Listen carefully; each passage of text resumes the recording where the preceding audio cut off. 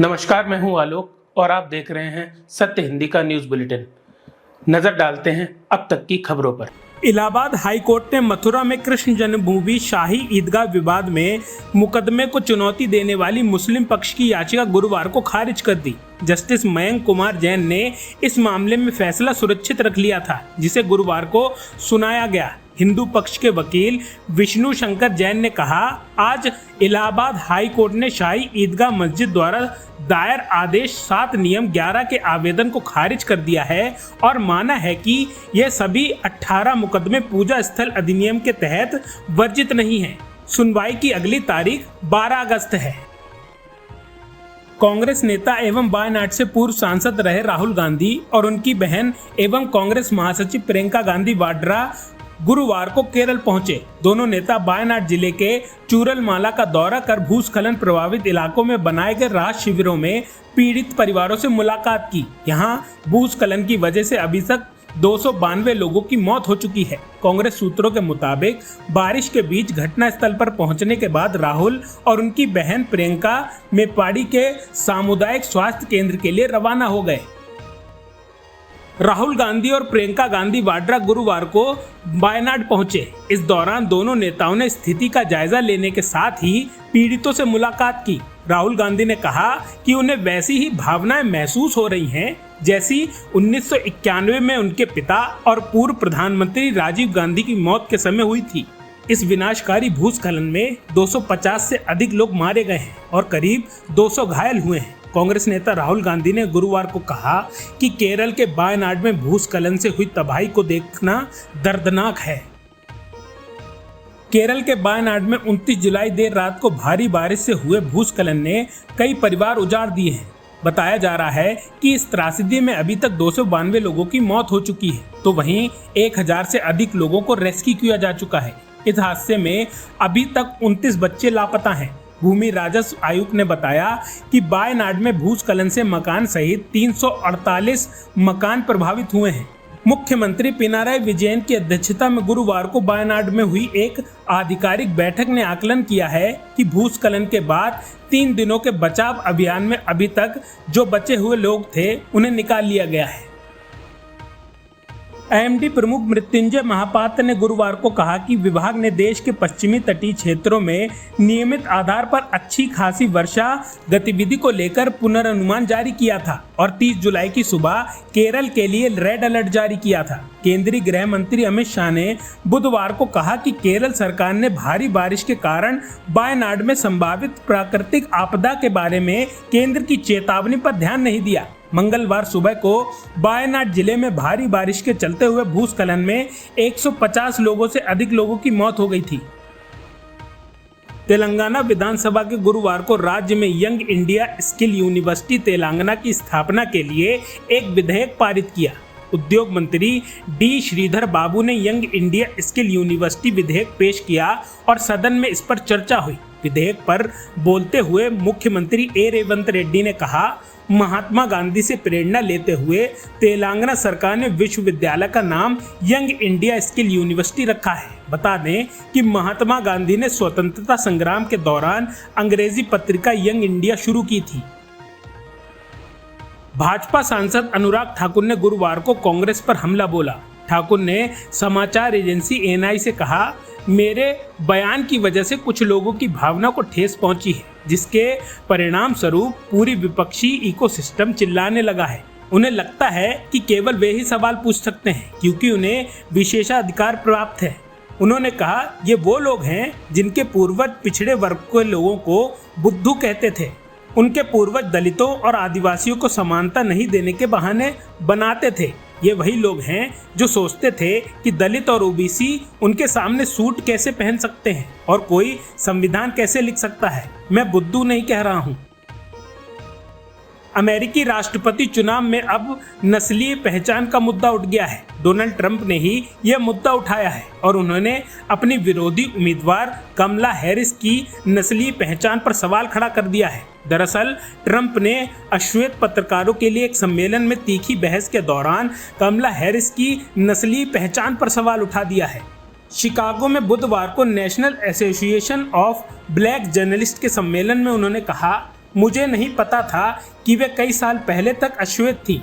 जब वह संयोग से अश्वेत हो गईं और अब वे अश्वेत के रूप में जानी जानी चाहिए। उन्होंने कहा, मुझे नहीं पता वे भारतीय हैं या अश्वेत हैं। लोकसभा चुनाव और फिर विधानसभा की 4 सीटों पर हुए उपचुनाव में मिली हार को लेकर पार्टी ने बांकुड़ा में बैठक की, जिसमें चुनावों में बीजेपी के प्रदर्शन को लेकर मंथन किया गया। इसी बैठक में पूर्व अध्यक्ष दिलीप घोष ने ऐसी बात कह दी जिससे बीजेपी की अंतर्कलह उभर कर सामने आ गई है। उन्होंने कहा, भारतीय जनता पार्टी को संगठन मजबूत करना आता है, आंदोलन किस तरह चलाया जाता है यह भी आता है, लेकिन वोट कैसे हासिल किया जाए वो नहीं जानते। चुनाव जीतने के लिए वोट हासिल करने की चाबी का फॉर्मूला हमने कहीं खो दिया है। मुख्यमंत्री योगी आदित्यनाथ ने यूपी विधानसभा में सपा कांग्रेस पर हमला करते हुए कहा कि इन लोगों ने देश की जनता को ठगने का काम किया है। इन लोगों ने संविधान बदलने की बात कहकर जनता को गुमराह किया है, लेकिन काट की हांडी बार बार नहीं चढ़ती है। 2027 के चुनाव में खटाखट करने वालों को हम सफा चट कर देंगे। मुख्यमंत्री योगी आदित्यनाथ ने केंद्र में मोदी सरकार को 10 साल हो गए हैं, लेकिन आज तक संविधान नहीं बदला गया। सपा कांग्रेस ने प्रदेश की जनता को गुमराह किया है। कांग्रेस ने आपातकाल को लगाकर देश के लोकतंत्र को कुचला था। आज सपा के लोग उन्हीं के साथ मिलकर संविधान बचाने की बात कर रहे हैं। इसका जवाब 2027 में मिलेगा। संसद की नई इमारत में वाटर लीकेज का एक वीडियो सोशल मीडिया पर काफी वायरल हो रहा है। इस वीडियो के सामने आने के बाद से ही विपक्षी दलों ने केंद्र सरकार को घेरना शुरू कर दिया है। अखिलेश यादव ने पोस्ट कर कहा कि नई इमारत से अच्छी तो पुरानी संसद थी, जहां पुराने सांसद भी आकर मिल सकते थे, क्योंकि न फिर से पुरानी संसद चले, कम से कम तब तक के लिए जब तक अरबों रुपए से बनी संसद में पानी टपकने का कार्यक्रम चल रहा है। वहीं कांग्रेस सांसद प्रमोद तिवारी ने केंद्र सरकार पर निशाना साधते हुए कहा कि अब कभी पेपर लीक हो जाता है तो कभी संसद की छत। यह दिखाता है कि सरकार पूरी तरह से भ्रष्टाचार में लिप्त है। बीजू जनता दल की पूर्व राज्यसभा सांसद ममता मोहंता गुरुवार को बीजेपी में शामिल हो गईं। एक दिन पहले ही राज्यसभा के सभापति जगदीप धनखड़ ने सांसद के पद से ममता मोहंता के इस्तीफे को मंजूरी दी थी। मोहंता ने अपनी पार्टी बीजेडी से भी इस्तीफा दे दिया है। ममता मोहंता के इस्तीफे से खाली होने वाली सीट पर अब चुनाव होंगे तो विधानसभा में सदस्यों की संख्या के गणित से ये सीट बीजेपी के पक्ष में जाएगी। ओडिशा में राज्यसभा की 10 सीटें हैं। यहाँ बीजेपी सत्ता में काबिज तो है, लेकिन उसके खाते में राज्यसभा के सिर्फ एक सांसद है। महाराष्ट्र की पूर्व ट्रेनी आईएएस पूजा खेड़कर को कोर्ट से बड़ा झटका लगा है। दिल्ली की पटियाला हाउस कोर्ट ने उन्हें अग्रिम जमानत देने से इनकार कर दिया है। उनके खिलाफ दिल्ली पुलिस की क्राइम ब्रांच ने एफआईआर दर्ज की थी। कोर्ट ने पूजा की अदालत में मौजूदगी पर सवाल उठाया है। कोर्ट ने इस बात पर भी असंतोष जताया है कि वे अनुपस्थित थीं। अदालत ने कहा कि अगर आरोपी पूरे सेशन में एक बार भी मौजूद रहती है तो उसे हमेशा उपस्थिति नहीं माना जाएगा। बता दें कि यूपीएससी की शिकायत पर दिल्ली पुलिस की क्राइम ब्रांच ने पूजा खेड़कर के खिलाफ धोखाधड़ी के मामले में एफआईआर दर्ज की थी। सुप्रीम कोर्ट ने गुरुवार को स्वाति मालीवाल पर हमला करने के मामले में अरविंद केजरीवाल के सहयोगी विवेक कुमार की कड़ी फटकार लगाई। अदालत ने कहा कि उन्हें ऐसा व्यवहार किया है जैसे कोई गुंडा सीएम के सरकारी आवास में घुस आया हो। अदालत ने कहा कि वह स्तब्ध हैं कि एक गुंडे ने घर में घुसकर स्वाति मालीवाल पर हमला किया। हालांकि इसके साथ ही जमानत याचिका को लेकर अदालत ने नोटिस जारी किया। लाइव लॉ की रिपोर्ट के अनुसार सुप्रीम कोर्ट ने दिल्ली हाई कोर्ट द्वारा विवेक कुमार को जमानत देने से इनकार करने के खिलाफ दायर याचिका पर नोटिस जारी किया। न्यायमूर्ति सूर्यकांत, दीपांकर दत्ता और उज्ज्वला भुइया की पीठ ने वरिष्ठ वकील अभिषेक मनु सिंघवी की दलील सुनने के बाद यह आदेश पारित किया है। कर्नाटक में बीजेपी और जेडीएस के बीच दरार अब खुलकर सामने आ गई है। जेडीएस ने बीजेपी पर कई आरोप लगाते हुए उसकी पदयात्रा में अपने आप को अलग कर लिया है। बीजेपी ने बेंगलुरु मैसूर यात्रा की योजना बनाई है। इसका उद्देश्य मैसूर शहरी विकास प्राधिकरण घोटाले को लेकर सीएम सिद्धारमैया के इस्तीफे की मांग करना है, लेकिन अब जेडीएस की आपत्ति के बाद उसकी पदयात्रा पर ही संकट के बादल मंडराने लगे हैं। जेडीएस ने बीजेपी की 3 अगस्त को प्रस्तावित बेंगलुरु मैसूर पदयात्रा को लेकर कई सवाल किए हैं और कहा है कि यह उसका खुद का क्षेत्र होने के बाद भी पदयात्रा की योजना बनाने से पहले बीजेपी ने उससे संपर्क नहीं किया।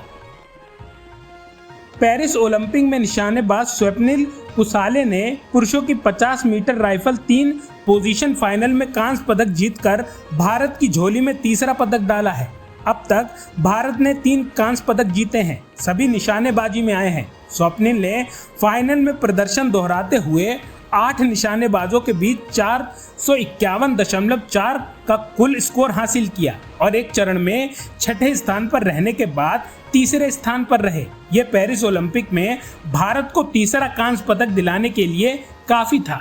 अब तक की खबरों में बस इतना ही। आगे की खबरों के लिए बने रहिए सत्यहिंदी.com पर।